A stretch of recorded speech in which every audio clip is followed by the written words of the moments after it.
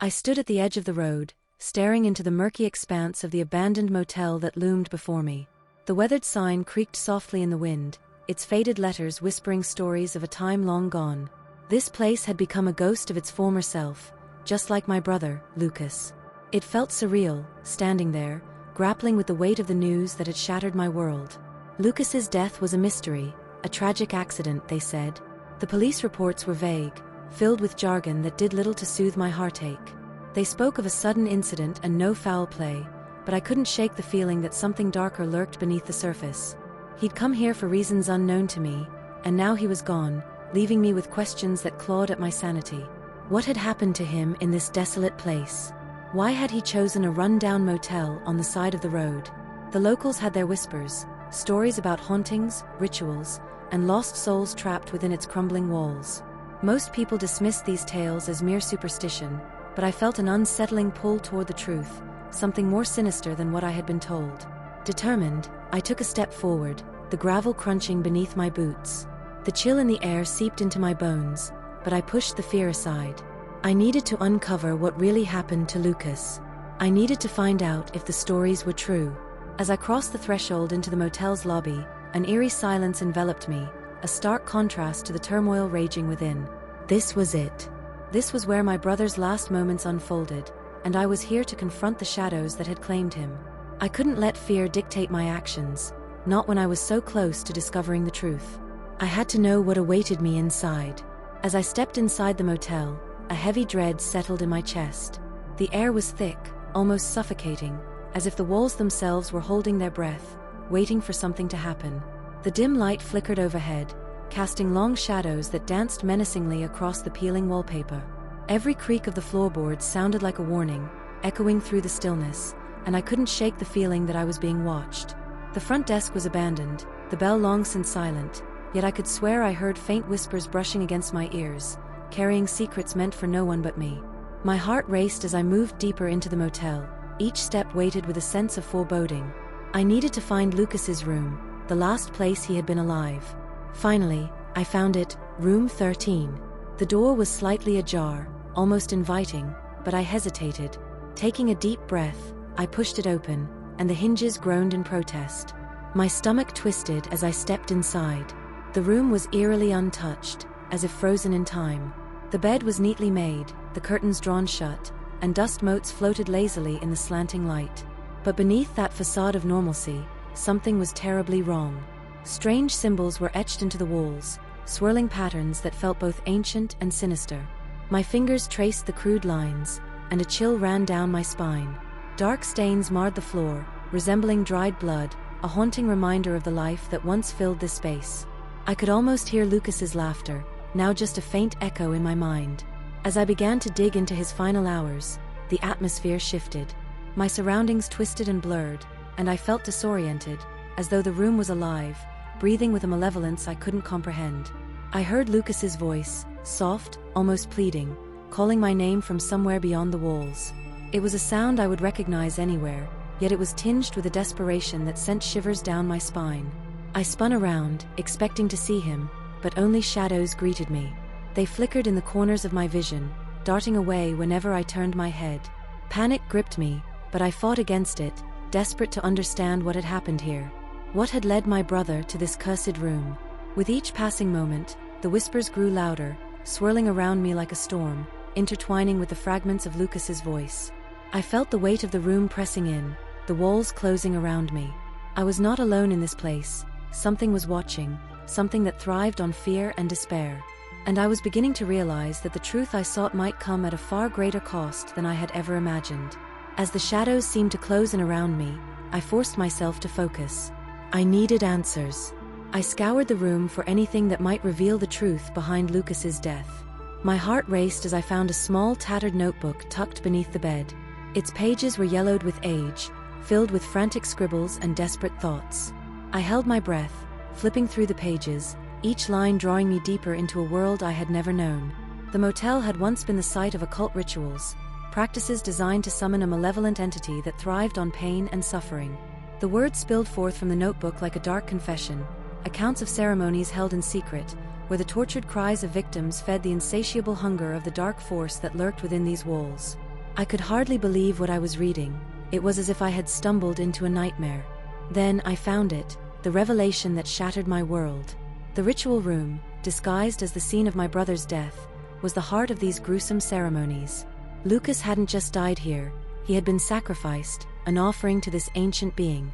The thought crashed over me like a wave, leaving me gasping for breath. My brother had become a pawn in a sinister game, and now I could feel the weight of that darkness pressing down on me. I staggered backward, my mind racing. The motel's owner, long dead, yet never truly gone, still reigned over this place. His spirit thrived on the anguish and death of those who wandered too close to his domain. I recalled the local whispers about a curse, about how anyone who entered the motel would never truly leave. Was this what they meant? Was I now part of this horrific legacy? Panic surged within me as I realized the horrifying truth.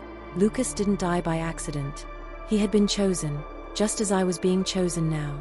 My skin prickled with fear as I glanced around the room, half expecting to see the figure of the owner lurking in the shadows, waiting for his next victim. I was standing in the midst of a trap, and the walls felt alive with anticipation.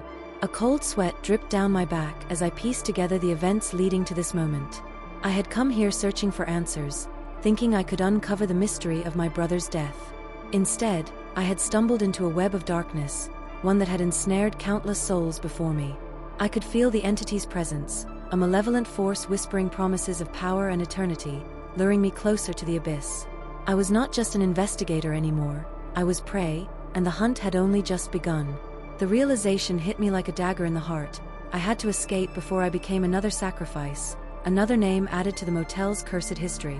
But as I turned to flee, I knew deep down that the shadows were already closing in, eager to claim their next victim. Adrenaline surged through me as I turned to flee the room, but the moment I stepped back into the hallway, the motel warped around me. The once familiar layout twisted and morphed, hallways stretching into infinity, doors slamming shut as if they had minds of their own. Panic clawed at my throat, and I sprinted down the corridor, desperate to escape the encroaching darkness. Every corner I turned felt like a dead end, each hallway leading me deeper into a nightmare. The walls whispered my name, the shadows flickering like specters hungry for my soul. I could feel the entity closing in, its presence suffocating, the air thick with malice. Just when I thought I had found an exit, a door would slam shut in front of me, trapping me in this hellish maze. Then I saw it. The face of my brother, Lucas, materialized from the darkness, his expression twisted in torment. "Help me, Andre," he cried, his voice echoing around me. I staggered backward, the horror gripping my heart. Was this a trick? A cruel manipulation from the entity that had taken him? "You can't leave. You have to stay," he urged, but the desperation in his eyes told me everything I needed to know.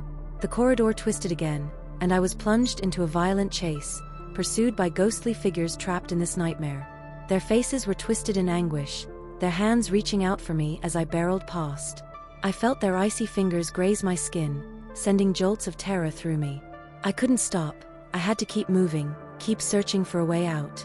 Suddenly, I stumbled upon a doorway that seemed to pulse with energy. It felt different, a pull that beckoned me inside. I pushed through and found myself in a dimly lit room, the air thick with the scent of decay. At its center was the original ritual altar, a grotesque structure adorned with remnants of past sacrifices, bones, tattered cloth, and candles that had long since melted into pools of wax. My stomach churned at the sight, but I felt a compulsion to approach. As I drew closer, the shadows around me coalesced into a figure, tall and cloaked, its face obscured by darkness. The entity had manifested before me, its presence radiating power and malevolence.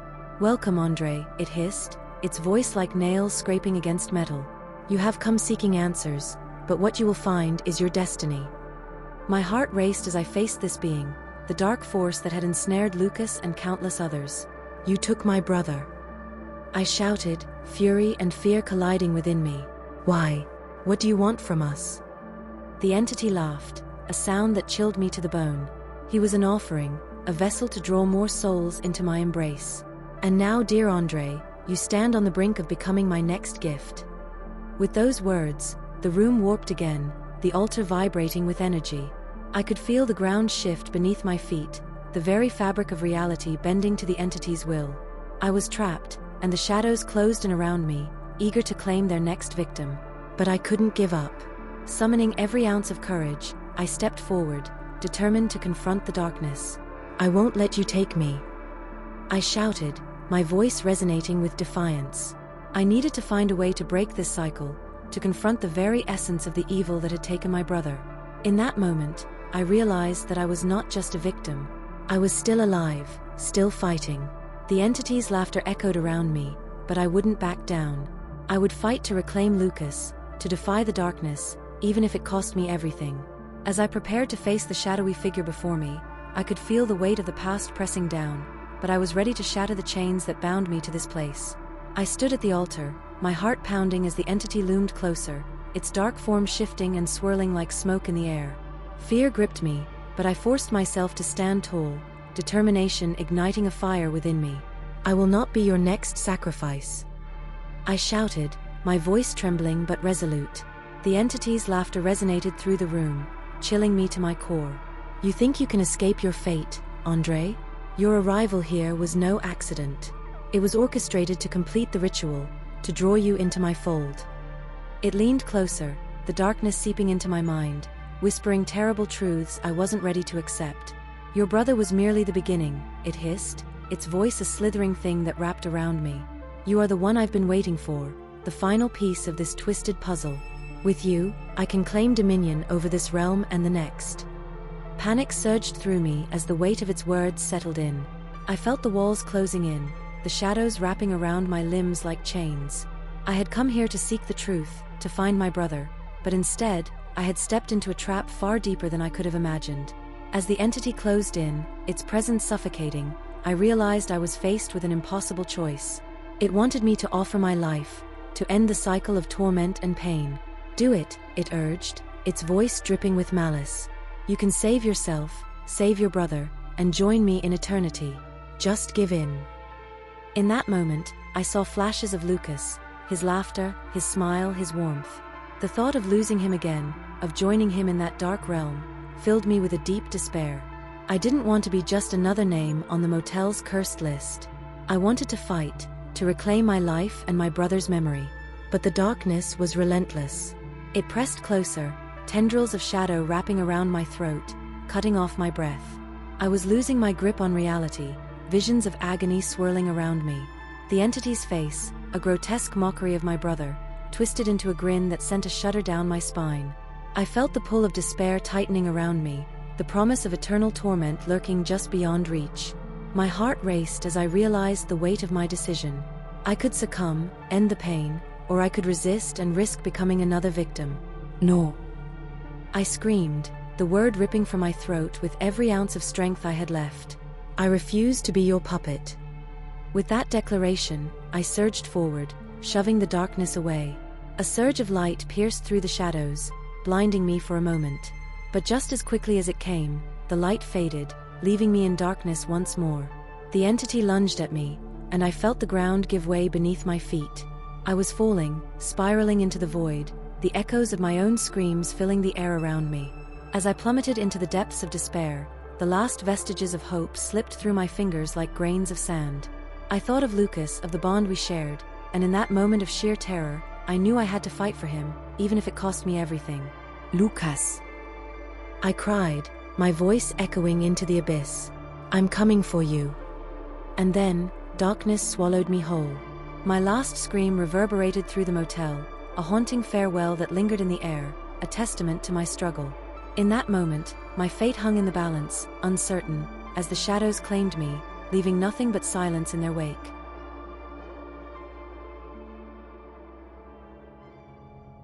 I always thought of our town as a serene little pocket of the world, where everyone knew everyone and life moved at a gentle pace.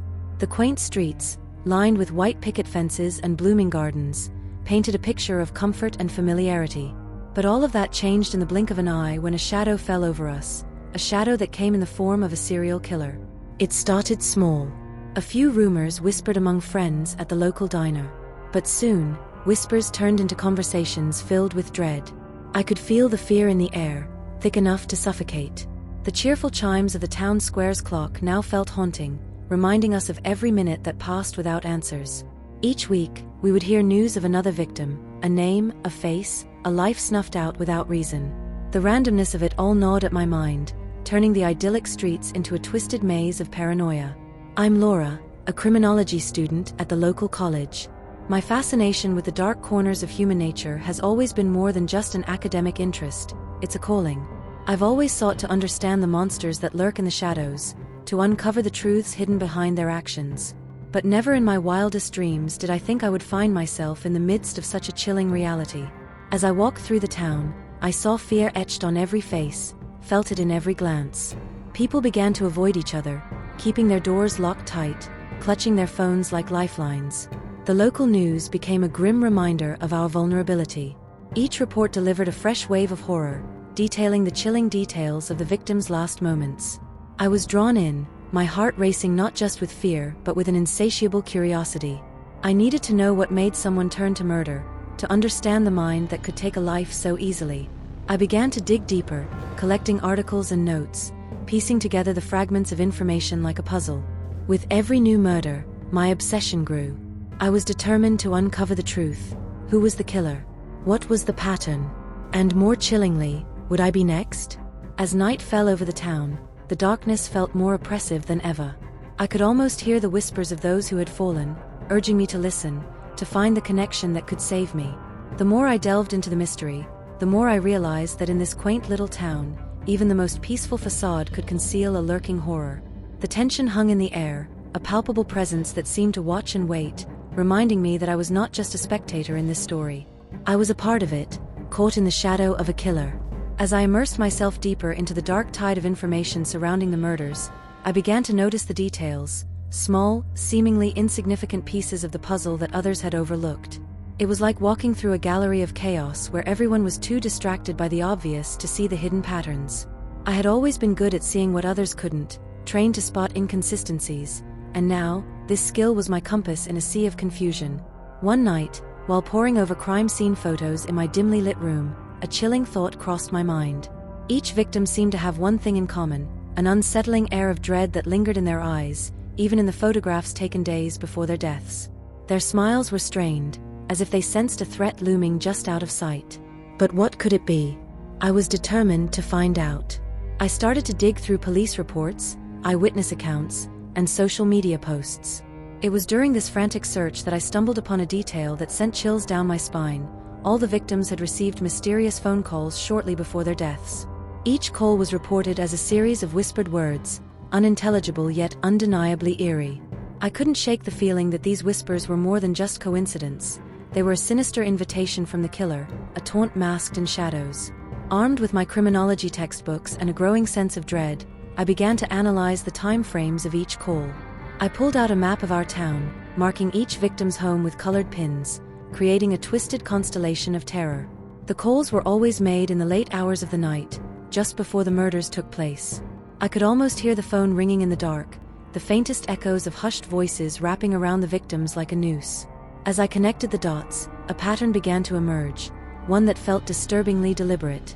The killer wasn't just choosing victims at random. There was a method to his madness. The calls seemed to create a chilling sense of inevitability, a countdown to their demise. The whispers were the last thing they heard before being taken from this world, a haunting farewell from the darkness itself. I couldn't help but feel a knot of anxiety tightening in my chest. What if the calls weren't just a means to instill fear? What if they were a way for the killer to reach out, to exert control over their minds before snuffing out their lives? The thought left me shaken, and I realized I needed to get to the bottom of this, before I, too, became part of the chilling narrative unfolding in my town. With each new piece of evidence I uncovered, the urgency grew stronger. I had to find a way to make sense of the chaos. The darkness that had descended upon our little town was not just a backdrop, it was alive, breathing, and hungry. And if I didn't act fast, it would consume me as well. It was a quiet night, the kind that wrapped around me like a heavy blanket, muffling the outside world. I had been poring over my notes, surrounded by crumpled paper and half-empty coffee cups, when my phone rang, cutting through the stillness. The sudden sound sent a jolt of adrenaline through me. My heart raced as I reached for it, hoping it was just a friend checking in. But as I glanced at the screen, I felt a chill creep down my spine. The caller ID was unknown, just a string of random numbers. Against my better judgment, I answered. "Hello," I said, trying to keep my voice steady. Silence hung in the air, thick and suffocating. Then faintly I heard it, a whispering voice, so soft it was almost imperceptible. My heart thudded in my chest as I strained to hear, but the words were unintelligible, sliding away like shadows at dusk.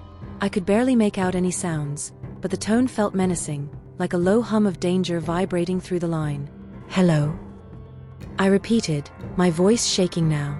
The call ended abruptly, leaving me with nothing but the echo of my own heartbeat. My first instinct was to dismiss it as a prank. I had spent too much time buried in this dark world. My mind was playing tricks on me.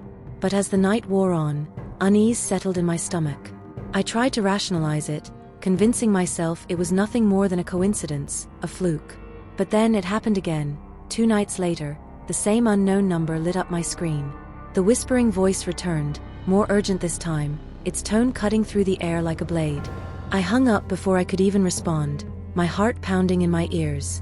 It felt like the whispers were reaching out from the abyss, wrapping around me, drawing me into a darkness I had been investigating for weeks. Panic bubbled up inside me, pushing me deeper into a spiral of paranoia. I couldn't shake the feeling that I was being watched, that the killer was aware of me. Every creak of the floorboards, every rustle outside my window, sent me into a frenzy. I felt the walls closing in, the darkness pooling around me like ink. As I replayed the whispers in my mind, I began to piece together the fragments of fear they carried. What if these calls were more than just threats? What if they were a sign that I had become part of the killer's twisted game? The notion sent shivers racing down my spine, and I realized I was in over my head. The very thing that had once drawn me into the mystery now felt like a noose tightening around my neck. I was no longer just an observer, I was a target. The killer's presence loomed larger now, closer, more personal. Each time the phone rang, dread settled over me like a suffocating fog, reminding me that the line between hunter and hunted had blurred, and I was standing on the edge of darkness, peering into a void that seemed all too eager to swallow me whole. I couldn't let fear paralyze me though. I had to keep investigating, had to uncover the truth, before the whispers turned into a final, chilling goodbye. As the days slipped by, the weight of dread pressed heavily on my chest. Each time my phone rang, my heart would leap into my throat, and I'd brace myself for the whispers that had become a twisted soundtrack to my life.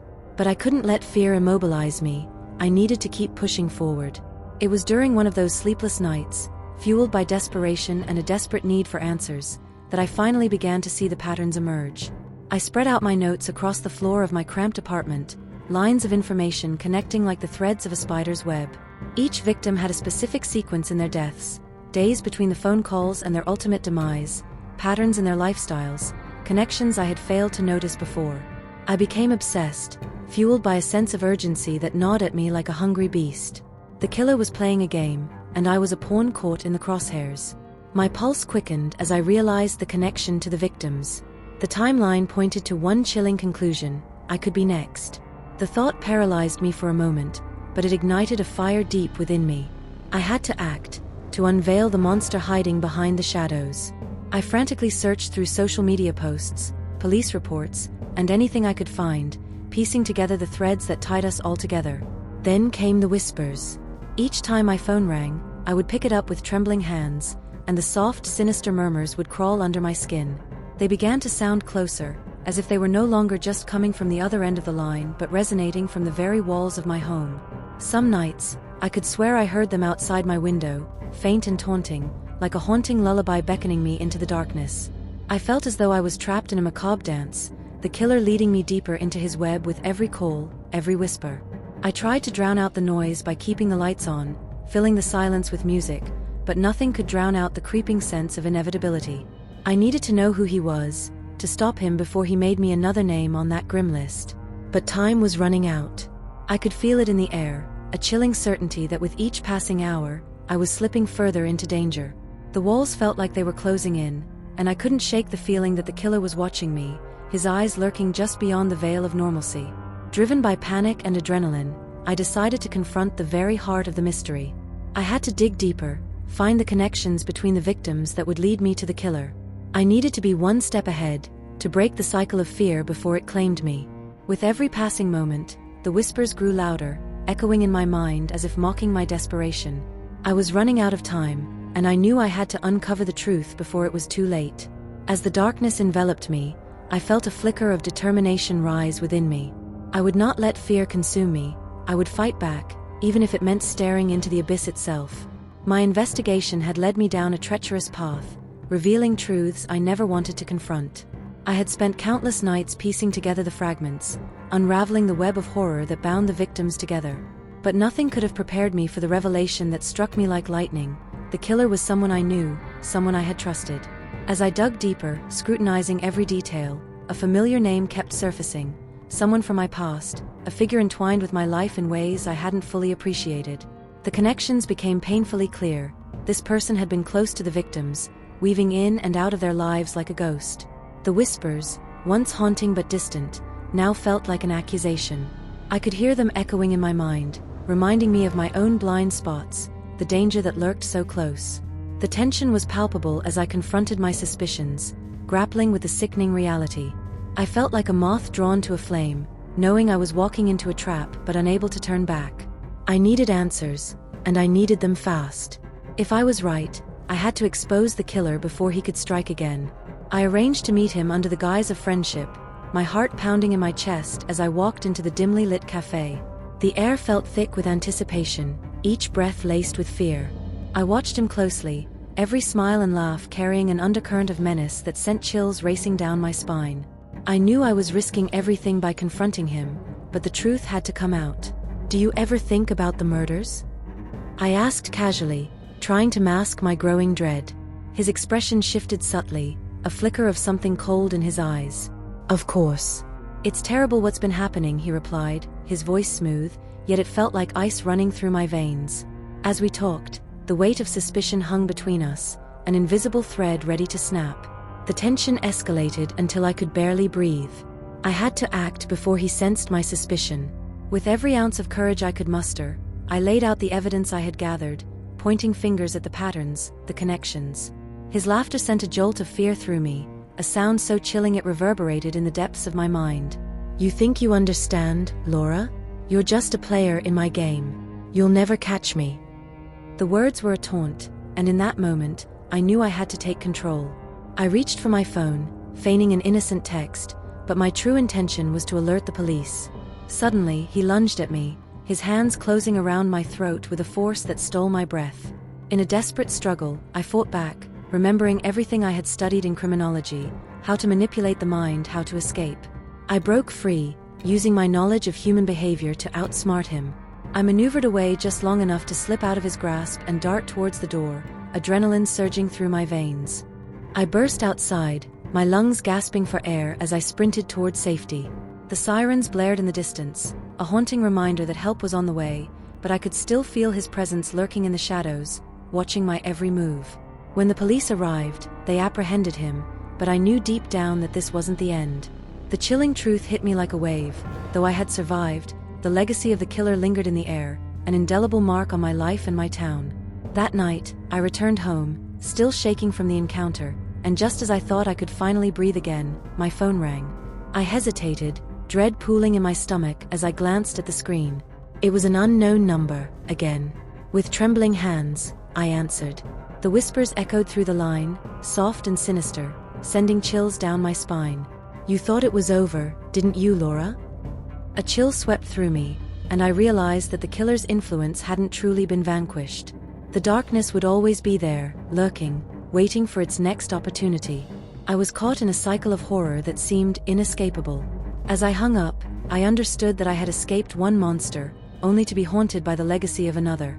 The fight was far from over, and I could only hope I was strong enough to face whatever came next.